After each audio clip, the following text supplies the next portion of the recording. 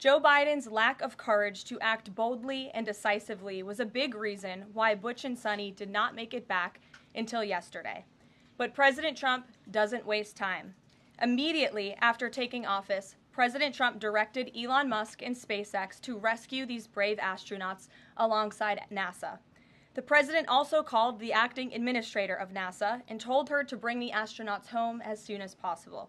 As acting administrator Janet Petro said herself yesterday, per President Trump's direction, NASA and SpaceX worked diligently to pull the schedule a month earlier.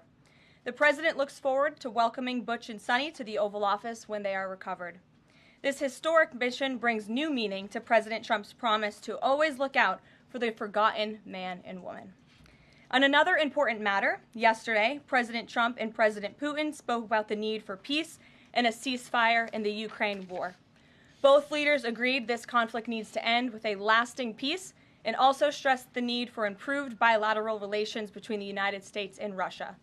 President Trump also spoke with President Zelensky this morning to align both Russia and Ukraine in terms of their needs and requests.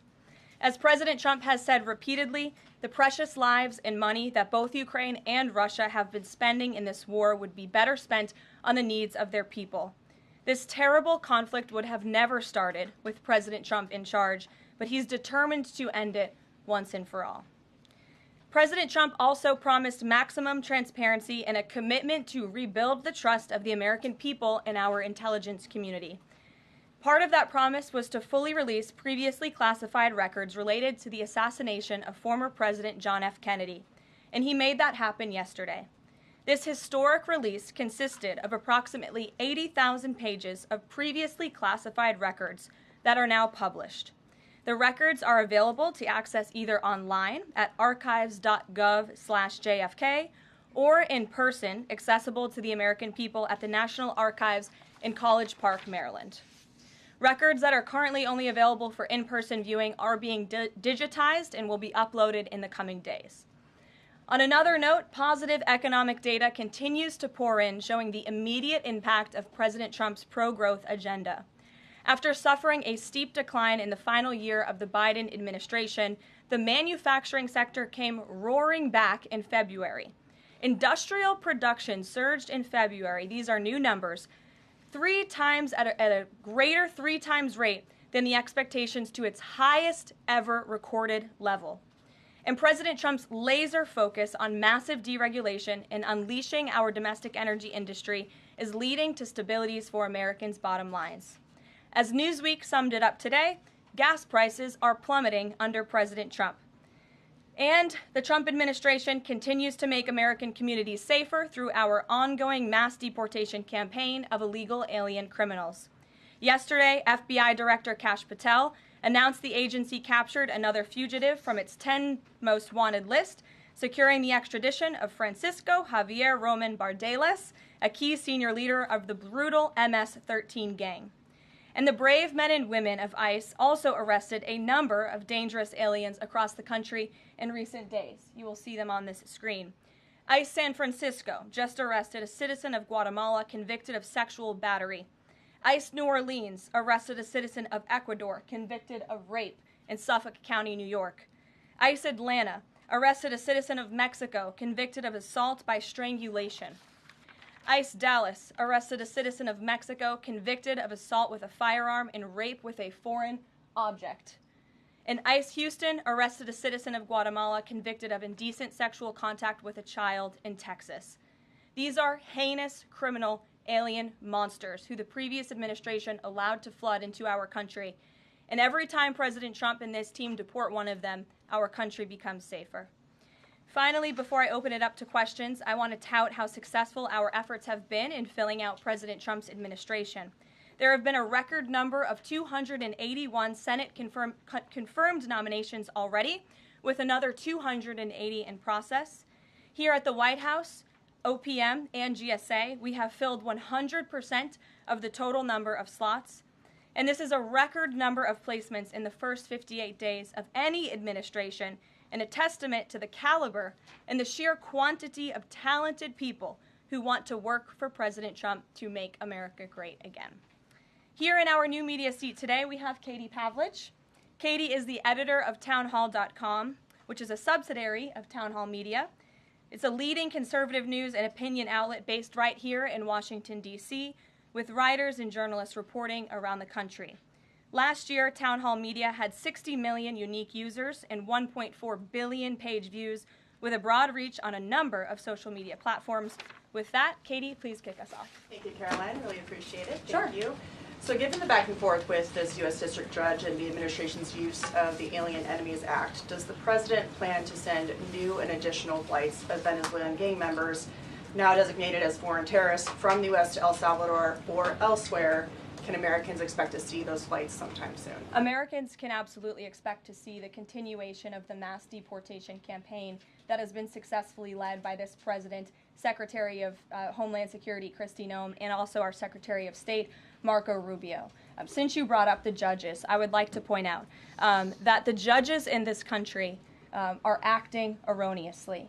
We have judges who are acting as partisan activists from the bench. They are trying to dictate policy from the President of the United States. They are trying to clearly slow walk this administration's agenda, and it's unacceptable. As the President said last night, we will continue to comply with these court orders. We will continue to fight these battles in courts, but it's incredibly apparent that there is a concerted effort by the far left to judge shop, to pick judges who are clearly acting as partisan activists from the bench in an attempt to derail this president's agenda. We will not allow that to happen. And not only are they usurping the will of the president and the chief executive of our country, but they are undermining the will of the American public, tens of millions of Americans who duly elected this president to implement the policies that are coming out of this White House. And then one more question. Senate Minority Leader Chuck Schumer said yesterday that he was united with Democrats in working against Americans who, quote, their attitude is, I made my money all by myself, how dare your government take my money from me?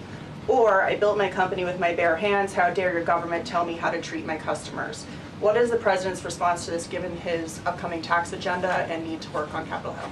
Well, we certainly hope that Democrats all of a sudden are for more money in the pockets of the American public. The president has made it incredibly clear that he is committed to tax cuts. He is committed to passing a big reconciliation package later this year, ending no taxes on tips, taxes on overtime, no taxes on Social Security for our hardworking seniors. And we encourage everybody on Capitol Hill to support that when it comes to the finish line, especially Democrats who clearly need a boost from the American public right now. Their approvals are at an all-time record low. Thanks for being with us, Katie. Garrett. I have one other question, but I want to follow up on Katie's question, actually. You said the mass deportation campaign would continue, but she asked about the flights specifically. Will those flights to El Salvador continue while this case is being appealed? We don't have any flights planned specifically, but we will continue with the mass deportations. And I would just like to point out that the judge in this case is essentially trying to say that the president doesn't have the executive authority to deport foreign terrorists from our American soil. That is an egregious abuse of the bench. This judge does not have that authority. It is the opinion of this White House and of this administration, and that's why we're fighting this in court. And it's very, very clear that this is an activist judge who is trying to usurp the president's authority. Under the Alien Enemies Act, the president has this power, and that's why this deportation campaign has continued. And this judge, Judge Boasberg, is a Democrat activist. He was appointed by Barack Obama. His wife has donated more than $10,000 to Democrats, and he has consistently shown his disdain for this president and his policies, and it's unacceptable. You took me right where I wanted to go about the idea that these people are all foreign terrorists, but Judge Boasberg was originally appointed by George W. Bush and then elevated by Barack Obama. I just feel like I should clear that up. Well, let me just say something to that effect, Garrett. 67% of all of the injunctions in this century have come against which president? Donald J. Trump. Let me say that again. 60% of the injunctions by partisan activists in the judicial branch have come against President Donald Trump, and 92% of those have been from Democrat-appointed judges. This is a clear, concerted effort by leftists who don't like this president and are trying to impose or slow down his agenda. So, given that, do you think it's a good use of Congress's time and the president's political capital try to impeach and remove a federal judge, which would take 67 votes you're unlikely to get in the Senate? Well, look, the president has made it clear that he believes this judge in this case should be impeached, and he has also made it clear that he has great respect for the Chief Justice John Roberts, and it's incumbent upon the Supreme Court to rein in these activist judges. These partisan activists are undermining the judicial branch by doing so. We have co-equal branches of government for a reason, and the president feels very strongly about that. Jackie. Thanks, Caroline. What options does the president have to, he says he's going to follow court orders. He wouldn't defy a court order, but he's raised these concerns about these judges acting in such a partisan way. What option does he have to ensure that his agenda continues to move forward while this is ongoing and the judges appear to be trying to just block and delay and impede? Well, you're right. They are trying to block, delay, and impede. This is lawfare. The president is no stranger to it. He faced it in his campaign, and this is a continuation of the lawfare that President Trump faced as a candidate, and he's now unfortunately facing as a president. Clearly, these partisan activists in the judicial branch didn't get the memo on November 5th when the American people overwhelmingly re-elected this president to continue with mass deportations. So White House counsel and the Department of Justice are working on this. They're appealing these cases, and we will continue to use the full weight of the White House counsel's office and the president's team of lawyers to fight this in court, because we know we will win, even if we have to go all the way to the Supreme Court. One more on TDA. Andy McCarthy said in an interview with Hugh Hewitt, he certainly agrees with what the president is trying to do with the Alien Enemies Act, but he's not sure that the law is completely on his side. He cites some previous Supreme Court rulings dealing with enemy combatants in wartime, says that even they have a right to challenge their detention in court.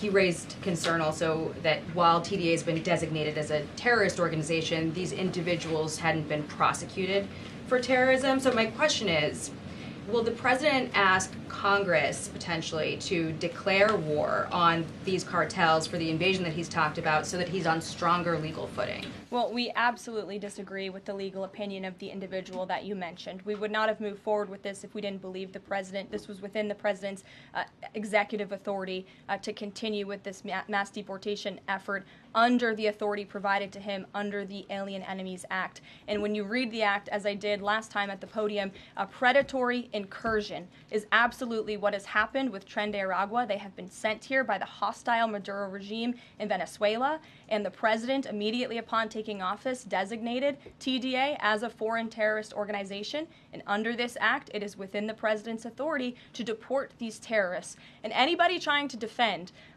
these terrorists who have now been sent off of American soil should talk to the families of the individuals who these heinous monsters have killed and have raped. If you talk to those families, they are so heartened by the president's decision to take tough action and to use his executive authority, something that no other president has been willing to do, because President Trump does what he says he's going to do, and he is deporting these foreign terrorists from American soil to secure our homeland, and he's within his rights to do that. Jennifer. Very quickly on Tesla, there's a website that's trying to dox Tesla owners across the country and saying they're only going to take down personal information when people show that they've sold their cars. What's the administration going to do about that? I haven't seen that website, but we certainly think it's despicable, the violence that has taken place against Tesla, the company, its employees, and also just Americans who have chosen to drive an electric vehicle. Many of them are Democrats, by the way. Democrats were big supporters of Tesla and of electric vehicles until Elon Musk decided to vote for Donald Trump. So we would like Democrats to also come out and condemn this heinous violence that we have seen, and I believe the Attorney General has said she's investigating these incidents as acts of domestic terrorism. Jennifer. On Ukraine, can you say, is the White House going to pause foreign military aid or intelligence sharing with Ukraine, as Russia says it's pushing for? And then I have a follow-up on the Federal Trade Commission. Sure. When it comes to Ukraine, I do have a statement for you from the National Security Advisor and also the Secretary of State. First, I'd like to reiterate what the President said earlier following his call with President Zelensky this morning. He said he just completed a very good telephone call with President Zelensky. It lasted approximately 1 hour. Much of the discussion was based on the call made yesterday with President Putin in order to align both Russia and Ukraine in terms of their requests and needs. We are very much on track, and I will ask Secretary of State Marco Rubio and Mike Waltz to give an accurate description of the points discussed. That statement will be put out shortly. Well, I have that statement for you right here. Bear with me as I read it. Today, President Trump and Ukraine's President Volodymyr Zelensky had a fantastic phone conversation. President Zelensky thanked President Trump for a productive start for the work of the Ukrainian and American teams in Jeddah on March 11th. The meeting of the senior officials from both nations significantly helped in moving toward ending the war. President Zelensky thanked President Trump for the support of the United States, especially the Javelin missiles that President Trump was first to provide in his efforts towards peace. The leaders agreed Ukraine and America will continue working together to bring about a real end to the war, and that lasting peace under President Trump's leadership can be achieved. President Trump fully briefed President Zelensky on his conversation with Putin and the key issues discussed. They reviewed the situation in Kursk and agreed to share information closely between their defense staffs as the battlefield situation evolved. President Zelensky asked for additional air defense systems to protect his civilians, particularly Patriot missile systems, and President Trump agreed to work with him to find what was available, particularly in Europe. The two leaders also agreed on a partial ceasefire against energy. Technical teams will meet in Saudi Arabia in the coming days to discuss broadening the ceasefire to the Black Sea on the way to a full ceasefire. They agreed this could be the first step toward the full end of the war and ensuring security. President Zelensky was grateful for the president's leadership in this effort and reiterated his willingness to adopt a full ceasefire. President Trump also discussed Ukraine's electrical supply and nuclear power plants. He said that the United States could be very helpful in running those plants with its electricity and utility expertise. American ownership of those plants would be the best protection for that infrastructure and support for Ukrainian energy infrastructure. President Zelensky also thanked President Trump for continuing to push humanitarian concerns, including the exchange of prisoners of war. He noted they had just had a successful exchange and thanked the president for his leadership on that. President Trump also asked President Zelensky about the children who had gone missing from Ukraine during the war, including the ones that had been abducted, and President Trump promised to work closely with both parties to help make sure those children were returned home.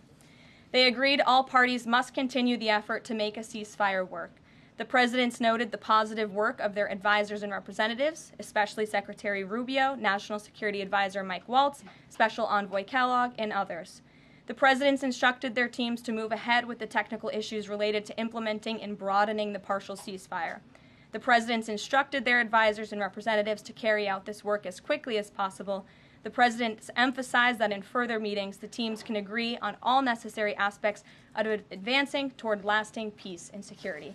That is a lengthy statement that was just given to me, so thanks for bearing with me. Our office will, of course, provide this after. And as you know, as I just pointed out in the statement, the president's team of negotiators and national security experts will be heading to Saudi again later this week to continue working on and ironing out the details. But I would just like to emphasize we have never been this close to peace, and it's only because of President Trump that we are here. I think a couple of years ago, as you all reported on the war, it was incomprehensible to have a partial ceasefire in this conflict. And today that is true because of the leadership of this president. So they agreed to closely share information between their defense staffs. Does that mean all intelligence sharing will continue? So the White House is rejecting Russia's request to pause. Intelligence sharing in terms of defense for Ukraine will continue to be shared. Mary. Thanks, Caroline. I have two questions. One on the United States Institute of Peace and then on the Supreme Court, if that's okay. Sure. So on the United States Institute of Peace, this is a little bit wild. I understand the old president refused to leave after he was removed from his position. He barricaded himself in his offices, had to be escorted out by police, left the building without Wi-Fi, telephones, elevators, and more, and is now telling media that Doge broke in and illegally removed him. So can you comment on this sequence of events and specify, did Doge illegally enter? I'm really glad you brought this up, Mary. We were made aware of this story by individuals at Doge, at Elon Musk's team, and also at the State Department who were unable to access this building.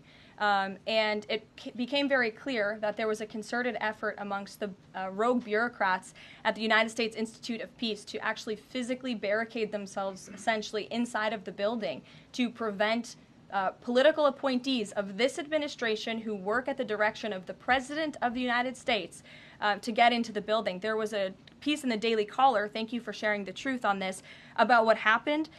Staff contacted the MPD in an attempt to prevent Doge personnel from entering. They barricaded the doors. They also disabled telephone lines, internet connections, and other IT infrastructure within the building. They distributed flyers internally, encouraging each other to basically prevent these individuals from accessing the building. I use this to say this is what DOGE and this administration is facing. It's a resistance from bureaucrats who don't want to see change in this city. President Trump was elected on an overwhelming mandate to seek change and implement change, and this is unacceptable behavior. Thank you. And just really quick on the Supreme Court, I know it's been almost 3 years now since the leak of the draft Dobbs opinion to Politico, actually.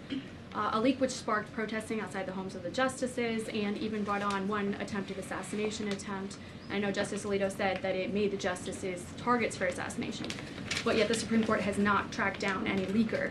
Does the White House have interest in finding out who that leaker was, and can you comment on that at all?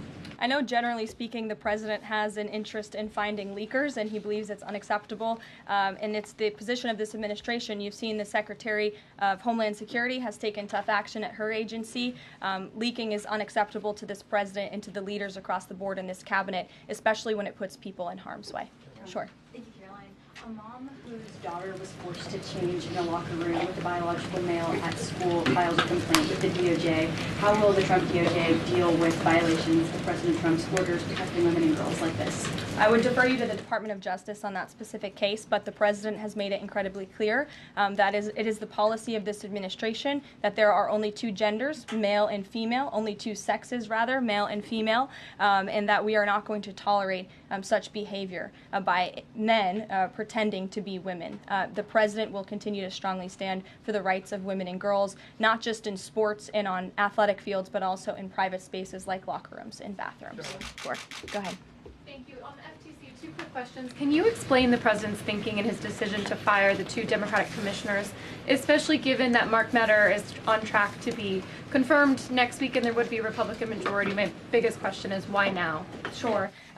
Because the time was right to let these people go, and the president absolutely has the authority to do it. And they were given ample notice in a letter that I believe your outlet reported on. So it pretty much explains exactly why this administration chose to let those individuals go. Is the ultimate goal to get this to the Supreme Court to try to overturn the 1935 precedent? The goal was to let these individuals go. If we have to fight it all the way to the Supreme Court, we certainly will. Rachel. Back to those deportation flights to El Salvador, can the administration provide any more details on how authorities determined that each of those men were in fact members of a gang? And if the White House can publish images, photos, videos of those men, why can't the administration just release basic information like their identities and names? We are not going to reveal operational details about a counterterrorism operation, but what I can assure you, as I said on Monday, we have the highest degree of confidence in our ICE agents and our Customs and Border Patrol agents who have committed their lives to targeting illegal criminals in our country, particularly foreign terrorists, and they had great evidence and indication. They have the highest degree of professionalism, and they were 100% confident in the individuals that were sent home on these flights and in the president's executive authority to do that. Follow up, I know in the last briefing you cited privacy concerns as a reason why the administration may not be able to reveal the identities. What exactly are the privacy rights of immigrants who were deported that the administration says were dangerous enough to be sent to El Salvador and sit in a prison? Again, as I just said, we're not going to reveal the operational details of a counterterrorism operation for quite obvious reasons. We're trying to combat terrorism here in the United States of America. Jeff. I could ask something else about the phone call yesterday. There was a couple different readouts from the Kremlin and the U.S. on a couple different points. One was energy and infrastructure. The U.S. statement said energy and infrastructure. The Kremlin said energy infrastructure. What is your understanding of what the actual substance of that disagreement was? Then I have one other question on that. I would defer you to the readout that was provided by the White House. That's our understanding, and that's the truth. And if I could ask a question about the judge as well. How does a president define a bad judge? Is it just someone who disagrees with him? And is that a dangerous precedent in this case, because this is a temporary ruling from Judge Boasberg that he could ultimately rule in your favor? Is he setting up a standard here for calling for the impeachment of a judge who may ultimately rule on your side? No, it has nothing to do with disagreeing with the president on policy. It's with disagreeing with the Constitution and the law. And it's trying to usurp the authority of the executive branch of this country. It's having baseless reasoning for these injunctions. And it's a clear effort by these judges to slow roll this president's agenda. And if you just look at the injunctions that this president has faced, deporting foreign terrorists from our homeland, hiring and firing of executive branch employees, which when the president is the executive of the executive branch. You also see an injunction by a partisan activist judge when it comes to the Secretary of Defense trying to determine the readiness of our troops and the qualifications of our troops in our armed forces. Does a single district court judge really have more authority over the Commander-in-Chief and the Secretary of Defense to determine who should serve in our United States Armed Forces? Absolutely not. Anyone who has taken a basic civics lesson can understand that, and it's ridiculous lawfare that we are witnessing. And it's. The president said he respects the Chief Justice here. Does he respect him specifically on this case and this opinion, or respects him overall? And has he spoken to any other Supreme Court justices? The president respects Chief Justice Roberts overall. He just expressed that to me in the Oval Office, but it's also quite clear that the Supreme Court needs to rein in these judges who are acting as partisan activists, and they are undermining the judicial branch, and it's a dereliction of duty on their behalf. Deanna, go ahead. Thank you so much, Caroline. On the call with Zelensky, did they discuss the minerals deal at all? Is that back on the table, and what do the Ukrainians have to do to get that back on the table? And then one on the Russia call as well. Again, I just provided a very lengthy readout of the call that was provided by the Secretary of State and the National Security Advisor. And now we have moved beyond the economic minerals deal. We are at a place of peace. We're at a partial ceasefire, and we're moving towards a full ceasefire and a long-standing peace in this conflict. And that's great news for the American public. The Kremlin readout mentioned that Trump and Putin spoke about potential U.S.-Russia hockey games. And the Kremlin readout also said that Russia wanted the U.S. to stop U.S. intelligence and U.S. funding to Ukraine. The president has said that that conversation did not happen. Just wondering if you can get us any more clarity on that. And also, again, if it's energy infrastructure or if it's energy and infrastructure, because I think there is a big difference between that. Again, as for the readouts of the call, I would defer you to ours. And when it comes to the topic of hockey, it did come up. However, we're more interested in securing a peace deal than scheduling hockey games right now. Sean. Hey, about the deportation flight. So was it the president himself who directed the planes to stay in the air after the judge ordered them to turn back? The president signed invoked the Alien Enemies Act with a proclamation, which then directed the Department of Homeland Security and the Department of State to move forward with the plan of action. And as I said yesterday, all of the planes that were subject to the judge's written order took off before the order was submitted in court. I was asked and answered that question multiple times yesterday. Kate, go ahead. Is the president still considering pressuring Russia with sanctions or tariffs to try to get a full ceasefire? And is there any kind of deadline or timeline that the White House has in mind for when that pressure might ramp up? Again, the president had a nearly 2-hour-long call with President Putin yesterday. We provided a readout of that call, and we have his negotiating team heading to the Middle East this week to continue these discussions in regards to sanctions and any other details. I'm not going to give a readout of those from this podium. And on TikTok, is Oracle the leading contender for a deal? And would the U.S. back a deal that keeps TikTok's algorithm and the underlying technology still in Chinese hands? As President Trump does so well, we don't get ahead of ourselves when we are in the midst of the art of the deal. So when the president and this team are ready to announce a deal on TikTok, which is a high priority for the president, we will make that known. I've seen that reporting, but I'm not going to comment on it just yet. Sure, go ahead. Thank you, Press Secretary Leavitt. Some prominent Trump supporters have been making the case that Derek Chauvin deserves a pardon. They argue that he did not receive a fair trial. Joe Biden and other Democrats actually implied that he was guilty while the trial was going on. BLM rioters had these jurors under immense threat and pressure. Mainstream media, frankly, many news outlets here today are complicit here. They chose to ignore the autopsy report. They chose to ignore the full body camera footage. They decided to slander Derek Chauvin as a racist cop instead. Does the administration believe Derek Chauvin received a fair trial, and will they consider a pardon moving forward? The president has been asked and answered this question. He said it's not something he's considering at this time. Philip. Thank you. Two questions. First, just a follow-up on the readouts from those calls. When it comes to the discrepancies between the U.S. and Russian readout of that call between President Trump and Putin, is it the president's assessment that something is getting lost in translation, or does he believe that the Russians are trying to play games here? Nope. The president believes in his team that put the readout out, and he also put his own out on Truth Social. We've been incredibly transparent about all of the president's calls with foreign leaders, and again, I would defer you to the readout. And then following up Michael. on... Thank you, Karoline.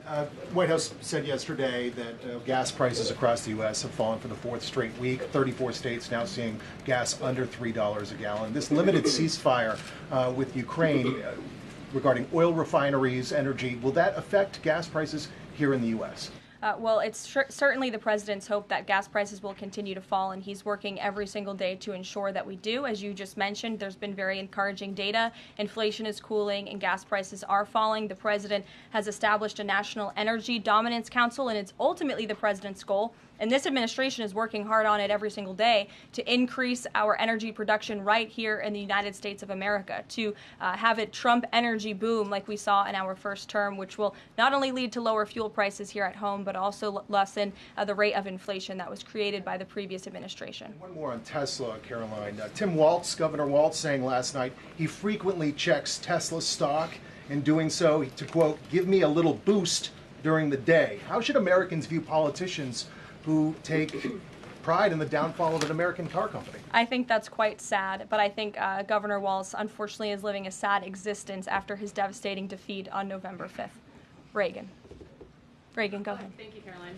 Across the country, Tesla cars are being lit on fire, dealerships are being shot up, Molotov cocktails are being used. There was a website posted yesterday that shared the addresses of private Tesla owners and reportedly had Kash Patel's information on it. AG Bondi has called this acts of domestic terrorism. Does the White House have any indication that this is some sort of coordinated movement or that it's being funded by some outside group? And do you know if the investigation by the DOJ is being investigated as incidents of organized terror? I believe the Attorney General has made her comments clear on that. She is investigating these events as acts of domestic terrorism, and we fully condemn them. And as I said earlier to Jackie's question, we think it's despicable what is happening to not just this American company, but also their innocent employees. And again, innocent Americans who drive these vehicles. And we condemn it wholeheartedly. Sure. More than 24,000 workers in 18 agencies are in the process of being reinstated. What is your message to these workers, and can you assure them they won't be fired again as the administration directs agencies to do more layoffs? Well, the administration is complying with the court's order. Again, as I have spoken about repeatedly, we think it's despicable that we have judges acting as judicial activists, partisan activists, trying to dictate who the President of the United States, the executive of the executive branch, can hire and fire. We have never seen anything like this. We are fighting this in court, and we will continue to fight it all the way to the Supreme Court if we have to. And as for federal employees, it's been the very common sense position of this president and the administration that bureaucrats here in Washington, D.C. need to show up to the office just like the rest of America. Middle-class Americans, from doctors to business owners to teachers to law enforcement officers, have to show up to their offices every single day. And the president has made it a clear priority that people in this city have to do the same. And we are also continue to be committed to reducing the scale of our workforce and to reducing the size of our federal bureaucracy here in Washington, D.C. to save taxpayers' money. Annie, go ahead. Thanks so much. In the statement that you read, you referenced the president's interest in helping return Ukrainian children to their parents and to their families. There's an organization that provides intel and information about those children that their aid has been cut. It's a Yale University program that used foreign aid. And I'm curious if... Karen. Follow up on your answer to the question on the minerals deal. You said that the White House has moved beyond the minerals deal. What does that mean? Is that no longer on the table? Nope. It means the minerals deal was that first set of framework that you all saw in that very public meeting with President Zelensky and President Trump in the Oval Office. We are now focused on a long-term peace agreement. As you know, on that deal, or that meeting between President Zelensky and President Trump, the Ukrainian president at the time wasn't talking about a greater peace deal. We are now at that place where where we are talking about that. So we've moved beyond just the economic minerals deal framework, and we're looking at a lasting ceasefire. Right now we're at a partial ceasefire, but again, the president is sending his highly skilled, intelligent, and experienced team to Saudi Arabia later this week to continue fighting for peace in this conflict. And I would just reiterate one more time, we have never been closer to peace than we are today. Thank you very much, everybody. We'll see you later. Caroline, you have to go, guys, a question.